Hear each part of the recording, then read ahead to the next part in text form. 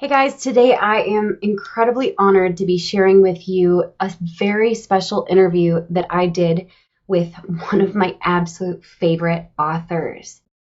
I read one of his books and it changed the way that I went into negotiations, how I saw business and finance. It was really a moment that changed everything for me in business and in sales and negotiations. I'm talking about none other than Chris Voss. He is the CEO and founder of the Black Swan Group, the author of Never Split the Difference. This is the book I'm talking about. Never Split the Difference, Negotiating as if your life depended on it. Chris was actually the lead international kidnapping negotiator for the Federal Bureau of Investigation, as well as the FBI's hostage negotiation representative for the National Security Council's hostage working group. During Chris's 24-year tenure in the Bureau, he was trained in the art of negotiation not only by the FBI, but also by Scotland Yard and Harvard Law School. He is also a recipient of the Attorney General's Award for Excellence in Law Enforcement and the FBI Agents Association Award for Distinguished and Exemplary Service. And he is so tough to get a hold of that his executive assistant did not believe that he agreed to an interview with me until we provided actual proof of our conversation. I'm so excited. I know you're going to absolutely love this interview. Chris is incredible. And just so you know, we have linked to a few resources that are mentioned throughout this episode. You are going to really enjoy them. You can find them at rachelpeterson.com/podcast, and you'll find it there in the show notes. Or if you are watching on YouTube, just click the link below. So tell me about your beginning. And you're like, okay. I was born in Iowa. Actually, I was born in Illinois, but I grew up in Iowa. Oh, so you're a Midwest boy. I'm a Midwest boy. Where do you live now? West Hollywood. Oh, that sounds so wonderful. It's not bad at all. I'm in Minnesota, so I understand Midwest life a little bit. You are the Northerners. You guys are from the northern region. Compared to Iowa, you guys are up in the north. We're almost in Canada. Huh? We're almost in Canada. Almost in Canada. Where in Minnesota? We're just outside of Minneapolis. Did you grow up there? Born and raised in Minnesota. We travel a lot, but now that we have 3 kids, it's just such a great place to raise a family. I love it here. I'll bet you do. That's cool. That's cool. And I bet your kids love the outdoors. No, No? not really. No, not yet. They're they're not really outdoorsy kids. We got to kick them out. Just send them outside, go play at a park, enjoy. Exactly. Yeah. Get out of the house. Come back before the sun goes down. Yes, exactly.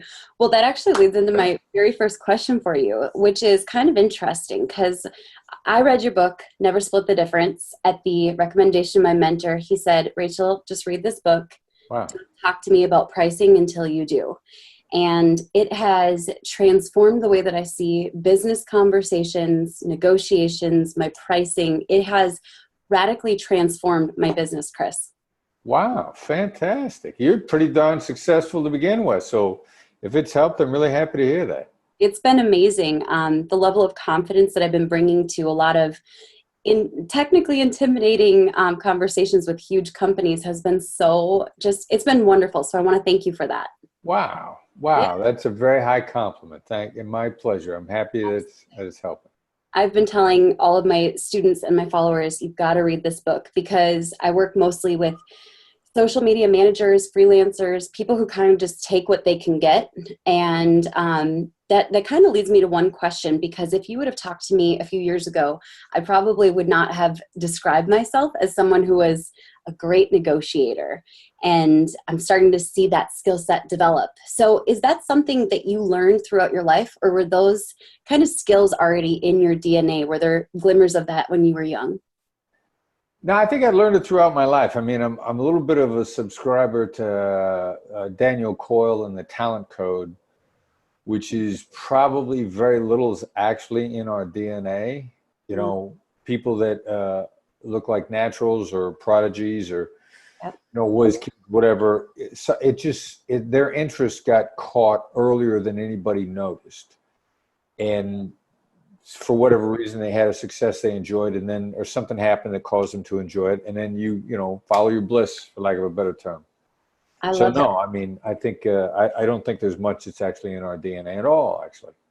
I love that. One thing that you mentioned throughout the book were different stories of people who were not naturally negotiators. They hadn't had any training either. And they'd come to you and present a situation, and you would solve it, give them kind of a script, and you'd say, don't deviate from the script. Right. And I noticed that most of the deals that were lost were because people deviated from the script. One of the things that I find really interesting is you really give people a recipe for success in negotiating. Is it really that simple? It kind of is. And what people have a problem with is either it's counterintuitive, or we throw an idea at them that runs contrary to their wiring, if you will.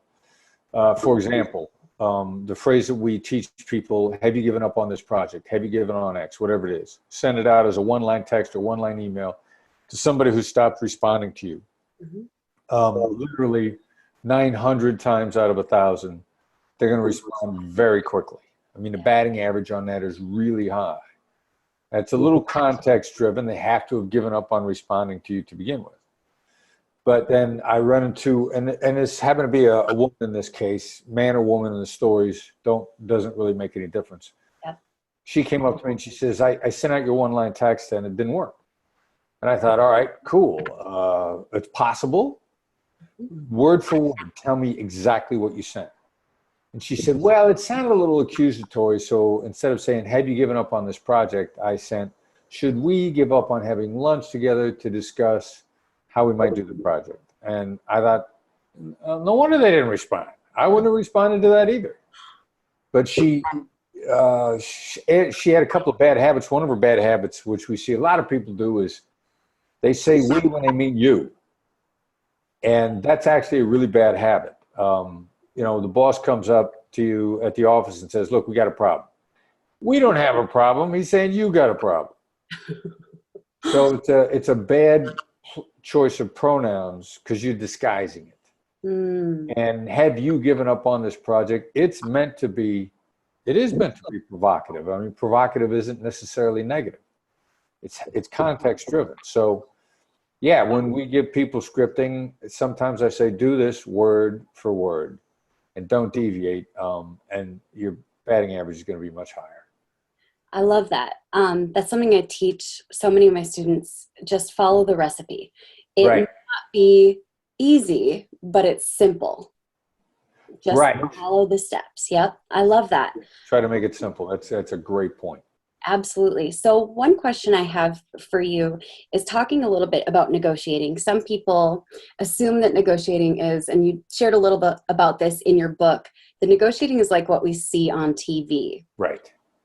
And you know exactly what I'm talking about. People are slamming their hands down on the desk, they're pointing fingers and they're yelling. And the moment that I think of negotiating, or at least before I read Never Split the Difference, literally I would think I'm going to have to play hardball, and I would gear up and brace up and get really kind of crazy.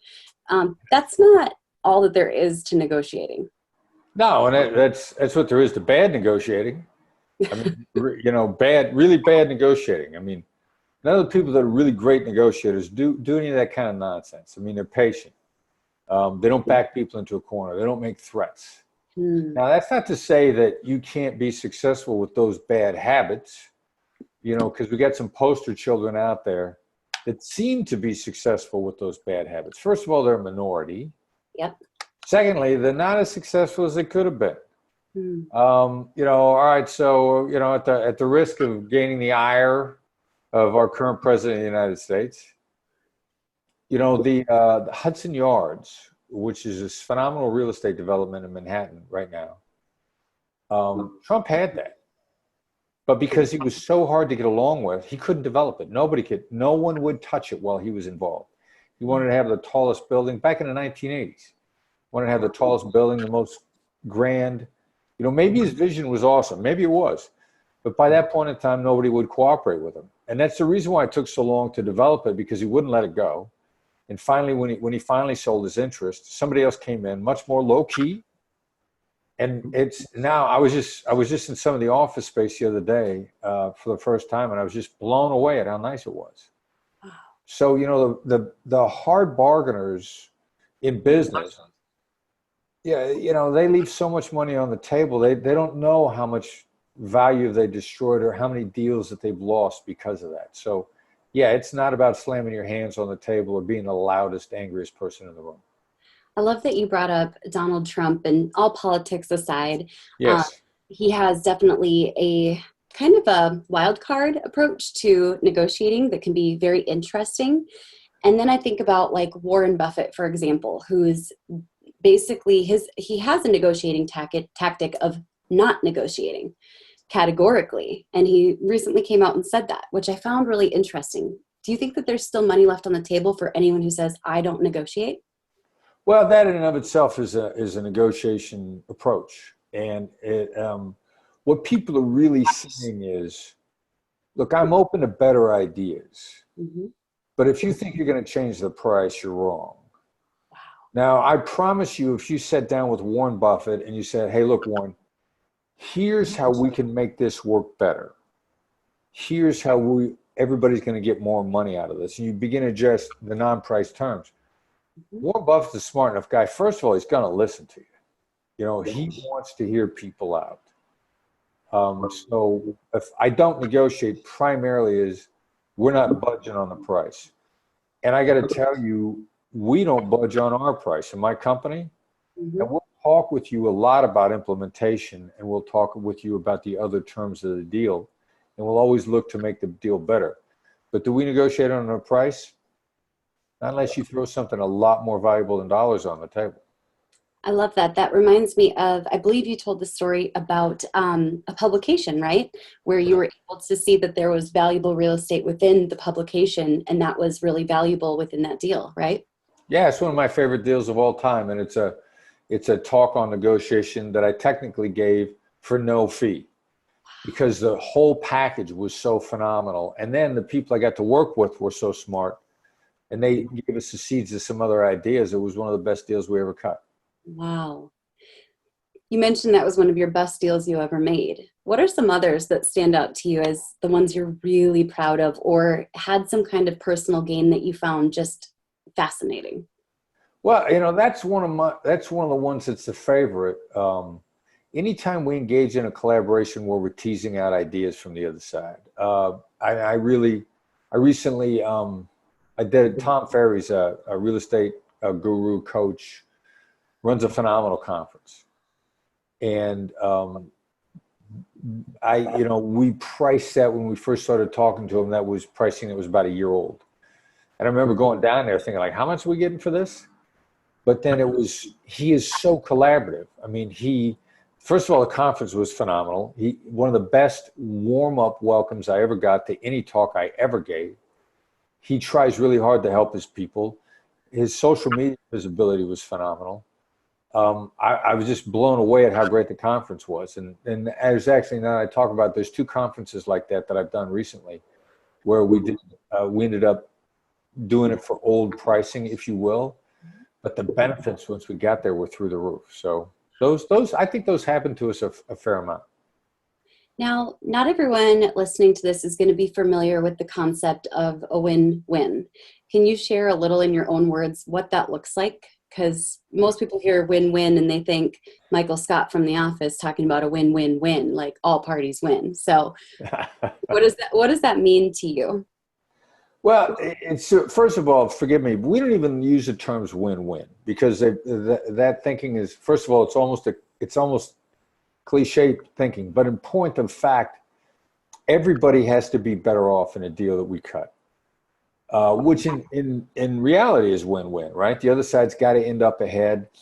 But even more importantly, whether or not they ended up ahead, they got to feel like that they were respected and heard out and treated honorably in the process. You give somebody a great package and be abusive in the way you give it to them and have them resent the deal or have them turn around and walk away from the deal. So how people are treated is phenomenally important through the course of the negotiation. Yep. And win-win is an idea that's been out there long enough that actually there's some cutthroat negotiators who will say, hey, I want to do a win-win deal with you, when they're trying to get you to drop their guard. And if somebody says they want a win deal with me and they say it in the first 2 minutes of the conversation, I know what they're really trying to do is get me for nothing, and they're not trying to give me anything in return. So we're a little cautious of the words, but in point of fact, yeah, everybody's got to be better off, or they're not going to want to keep doing business with you. I think that's one of the things most people don't understand about business, is that it's not always all these people trying to take advantage of each other. It's everyone wants to benefit so that everyone can grow in a negotiation. And I mean, when I say everyone, that sounds like everyone has that as their best interest. Not always the case, but most people I find just want what's best for them in their business. And if you get what's best for your business too, even better, right? Yeah, and actually, and I completely agree when you say most people. Mm-hmm. In my estimate is no less than 2/3, probably at least 3/4 of the people that everybody deals with want to make a great deal with you. They don't want to take advantage of you. So basically, if you trust, the numbers put you better off. Mm. It's a minority of the people that are going to try and cut your throat. So, and even the throat cutters, it just hurts so much emotionally that it stands out as a much worse loss than it ever was. So yeah, by and large, people are on your side. Give them a chance. Presume that they're on your side, but test it along the way. Make sure if your gut instinct, after you've interacted with them for a while, tells you that these people are bad news, your gut instinct is probably right. But give people a chance, and you'll be better off. I love that. Oftentimes when we hear someone come in with a negotiation or a lower price or a much higher price than we expect, it's almost like a visceral reaction. Yeah. And we take it so personally. How did you first realize that emotions were sometimes a barrier to negotiating? All right. So yeah, let's draw some distinctions. Beautiful. Let's do it. All right. So it's not emotions, it's negative emotions. Negative emotions constrict our thinking. And sometimes they also make us feel self-righteous simultaneously, which then we're thinking on the wrong path, but we're even more convinced that we're right. There's an old saying, give a speech when you're angry and it will be the greatest speech you ever regret. So negative emotions don't help us. Now, positive emotions actually enhance our thinking. Sean Acker has a great TED talk called The Happiness Advantage. And he's a Harvard psychologist who's run a fair amount of data and a very funny guy. He says you're 31% smarter in a positive frame of mind. Mm. So in the psychological state of flow, which is our most productive state, where we see the most, we can process the most information, our pattern recognition increases, our mental endurance increases. That's actually a highly positive state of mind. So it's not emotions that are bad, it's negative emotions. And then once you begin to understand that, and you have an understanding of how to navigate them, and an understanding that they are always present, then that puts you sort of a leg up on a process, which is one of the reasons why we use the term tactical empathy instead of just empathy, because we know how the brain works now. We might as well tactically take advantage of that if we know how it works. That's a really important distinction. So thank you for making that.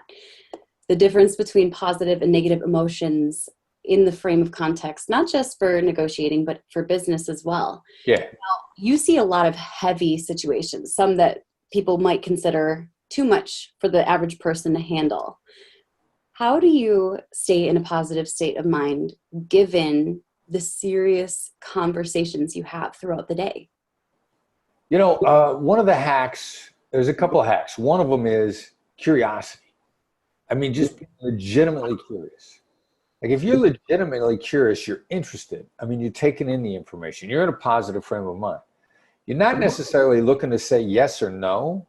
You're just looking to explore, to investigate, to find out. And, then take in the data and then make up your mind. To be intentionally curious is a real hack to keep you in a positive frame of mind. That's one of the easiest ones. Okay. The other one is, do intentionally engage in gratitude exercises. that's actually a way to keep yourself dialed in. Our brain is mostly negative, but the positive aspects of our brain, if unleashed, are ridiculously powerful. So with, developing a few habits to keep that positive part of the brain unleashed, and, it's pretty cool what you can pull off. That's amazing. What books do you like to read besides, I don't know, do you read your own book? I've never written a book, so I don't know. Do people read their own books? I review it occasionally when I'm looking for a refresher of ideas. Okay. I'll go back and, the book is actually it's a collaboration between myself, my son, and Tal Raz.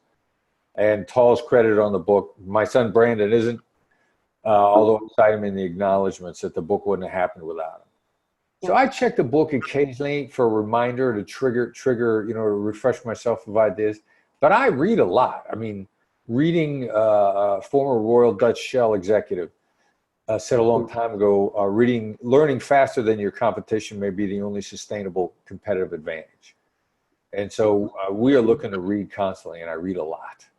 Oh, I love reading. I usually finish several books a week, and then my mentor asked me to slow down and focus on one at a time and take notes and apply everything. What are your favorite books? I got to ask you a question. Now. Yeah. All right, you mentioned your mentor a couple of times. Now, I'm dying to know who this is. It's got to be a very smart person. He's very smart. His name is Bart Miller, and most people don't know who he is yet. Okay, cool. Yes. He's kind of a brilliant part cowboy, part stylist, part business strategist, part mentor. And so he understands everything about like personal brand, all the way to how to shape your narrative, how to explode on social media. He understands a lot. He's almost in a way like a manager at this point, which is kind of interesting. Yeah. Yeah, cool. Well, and see, that's how I find out about, who to read about, who's stuff to read. Because, I'm blown away at the stuff that you're doing. Oh, it's very cool. Well, thank you. Whoever's influencing you is somebody I want to know about. That is such a compliment. I was going to ask you, and this is kind of a side tangent, how in the world did I get your attention? Because getting people's attention is one of my favorite things that I do. And how did it work for you? I was a little nervous considering you're a master negotiator. Well, I think, didn't we first cross paths on Instagram, I think? Yes. Yep. I pay attention as much as I can to who follows me. And then if they like a post, I'm curious as to what about what we do attracts people. I mean, sort of like minds, thinking like thoughts. I mean, I'm very much into collaborative negotiation, collaborating to helping people change their lives. So then when I saw your Instagram feed, first of all, just because you have a big following doesn't mean that your heart's in the right place. I mean, there's no shortage of exploitive swimsuit models out there with, tons of followers and don't have a thing to say. Yep.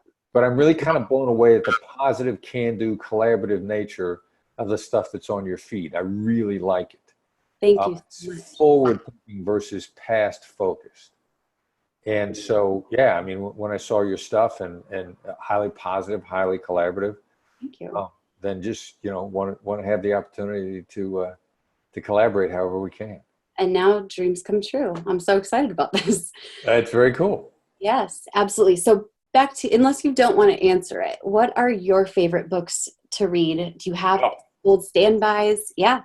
Yeah. All right. So there's the first three that I recommend on a regular basis.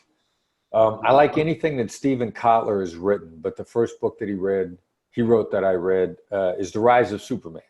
And Kotler's stuff is good. I mean, you grab anything that he's written, but that's where I'd start. Daniel Coyle's got two phenomenal books out there, The Talent Code about getting better as an individual, and also The Culture Code about getting better as a company. And then a friend of mine, Eric Barker, has a phenomenal blog called Barking Up the Wrong Tree and a book by the same name. Awesome. And Eric is a practical guy that wants to know what works. And his book is, it's a science of success, and it's readable, and he distills a lot of information down really well. Beautiful. Thank you so much for those recommendations. Of course. I've got my top 5, and it was crazy because I was so set on them for so long. And then along comes your book, and I was like, oh, I actually don't even have my copy because I gave it to my dad right away. I said, you need to read this book. This is incredible. But it quickly shot to the top of the list, and it's so good. If you're watching this, if you're listening to this, just do yourself a favor, head on over to Amazon, go order yourself a copy. You will be thankful that you did as soon as you finish the book. Thank you. I'm curious about the other books. Ooh, okay. Happy Pocket Full of Money. Ooh, all right. David Cameron Gicaldi. Hard to say last name. I love Expert Secrets by Russell Brunson. He is one of my mentors, the founder of ClickFunnels. And he is the first person who helped me to see the potential. Up until that point, we were doing okay, barely scrapping by. And I went to his conference on a whim, could barely afford the ticket, could barely afford the plane. And when I got there, suddenly I saw this is what is possible. We can knock through the glass ceiling. So that was really powerful for me. Wow, Expert Secrets, and it's principally a marketing book, as an organizational book? Yes, it's a marketing book, and it's kind of the foundations behind marketing, how to build an attractive character into your business, how to build a mass movement, build a culture. It's really well done. Wow, cool. I'm definitely going to check that out. Yeah, for sure. Never Split the Difference is on that list. I should have said that first, but I feel like I already did say that first. Thank you. I love Psycho-Cybernetics. I found that absolutely fascinating. Have you ever read it? No. It's so crazy. It talks about how your mind is ultimately the number one how machine. It figures out the how while you sleep, and all you have to do is know what and why. It's very powerful. So it's the Wow. science behind everything, like The Secret and all of those, law of attraction talks about the science of why that is, why the brain perceives, let's say, for example, you drop something on your foot and then later on you imagine yourself dropping something on your foot, your brain still lights up in the same spots, Right, as if it were having something dropped on its foot that same day. Isn't that so crazy? And so if you can truly believe that things that are massive and beyond your imagination are happening, your brain figures out how to connect the dots. I dig that a lot. That's very cool. It was so fascinating for me to read. Oh my goodness. And then my 5th favorite book is The Art of War, Not the War of Art by Sun Tzu. Very good. Classic, timeless wisdom. Oh, it's so amazing. And every time I read it, I pick out a new nugget, and I see how it applies to business and life and slowing down. It's really neat. All right. Beautiful. Thank you very much. You just added to my library. Oh, well, if you love reading as much as I do, you're going to enjoy those so much. They're amazing. Yeah, I do. So cool. Okay, here's one crazy question for you. So if anyone grew up with kind of a conditioning like I did, you kind of believe you get what you get and you don't make a fret and you just deal with it. Sometimes it's difficult to break through the idea that you can ask for more. Right. It's almost like we believe that by negotiating, we're squeezing every last drop out of someone. Can you talk a little bit about that? Because you mentioned it in Never Split the Difference, but I think it's just a fascinating way of kind of breaking the patterns so many people have from childhood. Yeah, that's a good point. I mean, and it's sort of the only way to break out of it, whatever you're thinking is that's limiting you, is start trying to tease better interactions out of your small stakes conversations, your tiny little interactions, maybe giving people the benefit of the doubt a few more times in something that doesn't matter if you don't get anything out of it. I like pens. I happen to like sort of Italian style pens. And so I bought one online and I'm not sure that it was manufactured exactly right. And so I had in my head that they're going to give me a hard time. They're going to blame me that, that this is the way the pen is. They're all like this, any kind of nonsense. And I thought, just let me call and give these people a chance. Just let me see what happens. Like if they refuse to take it back, if they refuse to give me a refund, I'm no worse off than I am now. Mm. You know, just give them a chance. And the young lady I spoke to on the other end of the phone was delightful and actually went above and beyond for me. So, you know, on the stuff that you've already written off, Mm-hmm. you know, say, okay, you know, let me try to have a pleasant interaction with somebody. And you'll kind of be delighted at how often that ends up being well on the plus side for you. If you kind of get used to giving people the benefit of the doubt, then that'll go against and maybe debunk, you know, those two lines of that were drilled into your head. Don't ask for more. Be happy with what you've got. You know, don't raise a fuss. You kind of test that a little bit and say, hey, you know, as long as I'm not a jerk, I can get a lot more out of everything if I just give the situation a chance.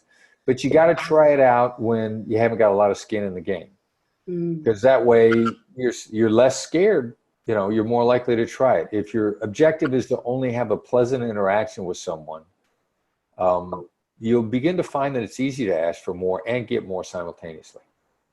I found that to be true. Right after I read Psycho-Cybernetics, I started believing that the world wanted better for me because it was just this crazy shift I had. And one day we were in Las Vegas and I just walked up to every single person as if the whole world loved me and I loved the whole world. And we went to dinner that night and we had asked her which restaurant we should go to. And she said, oh, that one right there. It's the best. And when dinner was done, they bring this big dessert by our table. And they say the young lady who pointed you in this direction called up to the restaurant and said that she had a wonderful interaction and she wanted to send you guys dessert tonight. And I was blown away. It was almost like people were just waiting for someone to be kind. That's really interesting. Yeah, they are. And I think there's something palatable to the energy that we put out. There's something actually there, and you can trigger it in somebody else, which is probably part of what they write about in Psycho-Cybernetics, the fact that happens. So nice job. Thank you. That was a proud moment. That was my favorite dessert I've ever had. And I've had a lot of desserts. So, yeah. Well, one question I have for you is when you look at people in not just the marketplace, but in life who are modeling an incredible job of negotiating, who comes to mind? Who do you admire in negotiations? Well, and nobody thinks of her as a negotiator, but Oprah's phenomenal. Yes. I mean, yes. and since, you know, for whatever reason within my company, since we've been talking about how much we admire everything she does, I've heard a number of stories. Mm-hmm. Like, I got to tell you something, Oprah takes a hard line with people. Wow. But she does it in this wonderfully delightful way. Like, if you're doing business with Oprah, in point of fact, you're doing it Oprah's way. And I've had some conversations that she's had that, you know, somebody in a position to have been part of the conversation has relayed to me that in sum and substance, what Oprah said to some very high profile people was, look, it's my way or the highway. But she says it with such regard for people that, you know, most people, it's my way or the highway. And if you don't take it my way, I'm going to hate you or we'll be enemies.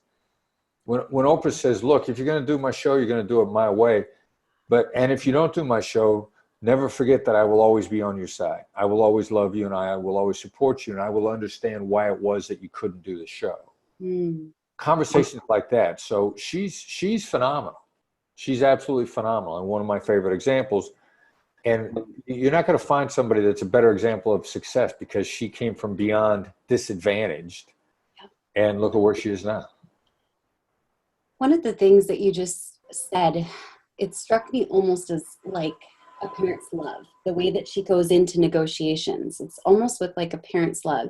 And for anyone who's listening to this or watching this and you're not familiar with that, parents will even show up when their kids have done terrible things and visit them in prison. Parents' love for kids can at times be incredibly unconditional, sometimes almost illogically unconditional. What do you think about that?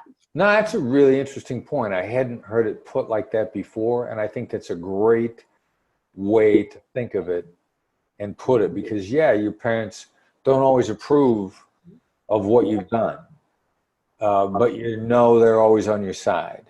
And they don't always agree. They don't always go along with it. They don't always give you your way. But a good parent, yeah, exactly, is and quite often disagrees, actually, but is always on your side. So that nice. I like that insight. I'm going to use that.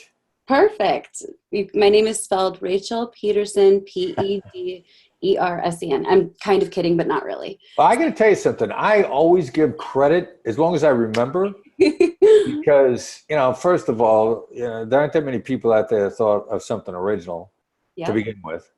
So look, I give credit. I absolutely believe in giving credit. So yeah, Rachel Peterson.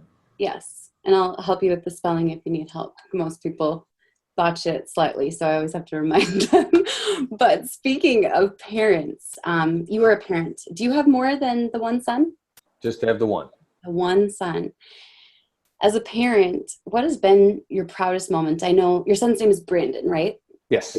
Yes, and Brandon has been a part of your business, an integral part of your business. Tell me a little bit about what makes you the most proud as a dad. He's just starting to blossom in his 30s, but he's always been, his heart's always been in the right place. We all make mistakes to the head, but is our heart in the right place? I mean, all of his friends are good people. Mm-hmm. They have sometimes come from tough circumstances. Like in his 20s, my son was a bouncer in a variety of bars. They didn't call themselves bouncers, but doormen, and so he hung around with a lot of really big, really physically capable people, but none of them were jerks. His friends were good people. Yeah. So his friends have always been good people. He's always been independent. When he was in his late teens, he ran his own business and he employed his buddies. Wow. And they washed boats. I lived on a boat in a marina at the time. And he and his buddies, they become sort of famous in the marina of just doing a great job. Mm-hmm. So, kid's heart in the right place. He believes in the right things. He's a good person. So I'm proud of him in a lot of ways. And he's a smart guy, and he's finally not arguing with me as much as he used to. It's amazing that even when your dad is one of the top FBI negotiators in the world, the top, right? You can make that argument, yes. The top FBI negotiator in the world, he still argues. Well, what's a kid going to do? He's been exposed to negotiation since he was 2 years old. He's got to try it out. Don't you love when you see kids use the things that we say to kind of get their way? I see my kids doing sales and marketing at times. Well, Mom, if you got me a computer, I'd be able to do some graphic design work for you. Like what you did there. Well, I'll think about it. Teach them how to think, right? Exactly. Teach them how to think. Yes, that is so incredible. Okay, so I have one question for you that's a little bit silly. I'm just curious if it's easy to spot what types of negotiators or what negotiating archetypes people have. Well, some of them, like the assertive Donald Trump sounded negotiator. There's three types. There's fight, flight, and make friends, for lack of a better term. Nobody sounds like an assertive other than an assertive. So they're a little easier. I mean, I'm a natural born assertive. In my view, I think that's why I have a little bit of insight into the strengths and weaknesses of the assertive type to start with, because I was figuring myself out. The very analytical type, the flight type, the type that sees conflict as highly impractical and highly destructive. They often come across as very cold and distant because they're trying really hard to be dispassionate. Only the analyst sounds like the analyst. Now, the accommodator, the relationship oriented, the make friends type. The other two types will occasionally masquerade as them because they see the accommodator making deals that they were unable to make. And if they are either of those two types are open to learning, they'll catch on as to the edge you get by being likable. My daughter-in-law, my son's wife, Maya, is in our company also, and she is an analyst. And she comes off completely as an accommodator. Wow. because she is one of the most delightful people to be around, and she laughs and smiles and doesn't argue, and she's extremely analytical, but because of this demeanor that she has, Mhm. she's actually also cut some of the most phenomenal deals on behalf of our company, because she's highly analytical, she's very, very smart, and she's really pleasant to interact with. That's incredible. So sometimes people wear masks because they believe that that's what society possibly wants. A little bit, or, you know, the learners began to see that it's more effective Mhm. to be pleasant, as silly as that sounds. No. But it is more effective to be pleasant. So, you know, I'm a little blunt. I'm a little in your face. Mm. I've learned that unvarnished is counterproductive. So I teach myself to smile occasionally. Oh, that is so funny. I think I know a lot of aggressives in my life. A lot of them. We're out there, aren't we? Yes, yes, you are. There was one funny side effect. Side effect isn't the right word. Effect of reading Never Split the Difference that I thought was really powerful. And I even used it today. In reading the book and reading about the archetypes, I discovered that my husband is an analyst. Ah, And I believe that I am an accommodator. And so, but possibly, well, we'll see. So we're possibly what? You're possibly one of the other two types? possibly an aggressor secretly. I wouldn't be shocked. So I had him read the entire archetype, and he definitely was an analyst. And Chris, this was so surprising to me because whenever he would go quiet, and when I was explaining, honey, I need to get this marketing thing, I would just keep talking and talking, or start raising my voice and being like, we need to make this happen, when I didn't realize he just needed some quiet. Yeah, that's how it's easily misinterpreted. So, yeah, it was powerful for my marriage too, in that I started to interpret his silence as not disdain, but just needing to back up for a second and take in all of the data, which that was really powerful for us. Even today, as I presented a new crazy idea that I have, he works as our CFO, and so he's able to say, like, don't spend on this. Yes, we can handle this. Hold off a month on this. Go double down on this. But that was really powerful in our personal lives. Isn't that interesting? Yeah, it really is kind of interesting, and I could definitely see how that would happen, because the analytical types, sometimes all they're looking for is space, and it's really easy to misinterpret that or interpret it as disdain when it's not. They're just thinking. Absolutely. That was really, really powerful for us. What other ways have you seen the concepts of negotiating, or rather different kinds of negotiating, applied to people's personal lives outside of business? Wow, well, it all does. If you define negotiation as the desire for great collaboration, Mm, and the desire to demonstrate understanding and to be understood, yeah. and to reap the benefits of understanding one another. So yeah, it applies. I mean, it applies across the board. Some of my favorite stories are people who have healed personal relationships by just applying the skills. One guy who used to literally, he worked for both Amazon and Google, Mhm. and he was one of their negotiators that was cutting $100 million deals. I mean, literally $100 million deals. Very soft-spoken guy, analytical guy, and very much into just the effects of demonstrating understanding via a tool we call labels. So he gets into a very serious argument with his sister at a family gathering, where his sister's under incredible stress because she's the primary caregiver for their dying father. And at the family gathering, she'd had too much to drink, and he'd seen this happen before. Because of the stress and alcohol, and you start lashing out. So he said one day she starts in on him, and he realizes it's just his turn. And he said, all I wanted to do was make her feel heard and to not dispute a thing that she said. And so using these tools, she attacked him for a full hour before she finally just ran out of gas. And the next day she sent him an email that said, yesterday I attacked you and you showed me nothing but love. Wow. Thank you for being my big brother. So that's, yeah, it works in people's personal lives. That is so powerful. I only really have one last question for you, and it's kind of funny. What is it that you wish people would ask you about more?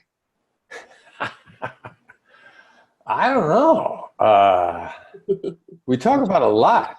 We really did. This was an incredible 45 minutes. Yeah. I mean, a little bit along, there isn't anything I wish people would ask about me more because the conversations tend to be delightful. I mean, I'd be happy to talk about, a couple of people that I've been delighted to meet recently and that I'm collaborating with, that I'm just enthusiastic about because I think they're wonderful human beings. Please do. Top on that list is a guy named Sean Stevenson. Okay. Sean is a motivational keynote speaker. He was born with a number of physical handicaps, and he is determined to make the world a better place. And he's a brilliant dude with a wicked sense of humor. So I love the fact that I've gotten to meet Sean Stevenson recently, introduced by another mutual friend, Joe Polish. Those are both cool people that are making the world a better place.